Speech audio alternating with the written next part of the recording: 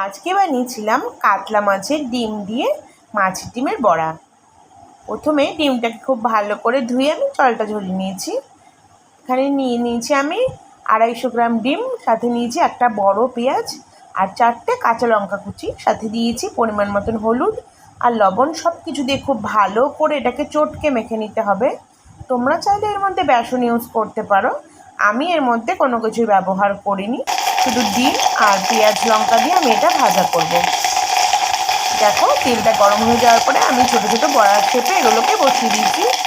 এপিট ওপিট লাল করে ভেজে তুলে নেব। কেমন লাগলো আজকের রেসিপিটা অবশ্যই জানিও। অনেকে এটা দিয়ে ঝোল খায়, আমার মাও বানায় এটা দিয়ে ঝোল, এটা দিয়ে ঝোলও খুব ভালো লাগে, কিন্তু বাবান আবার ডিমের বড়া দিয়ে ঝোল করলে ভালো খায় না, তাই আমি আজকে নর্মালি বড়া করেছি। তো আজকে লাঞ্চের মেনুতে ছিল সাদা ভাত, কাঁচা লঙ্কা, গন্ধরাজ লেবু, মাছের ডিমের বড়া আর কাঁঠালের তরকারি।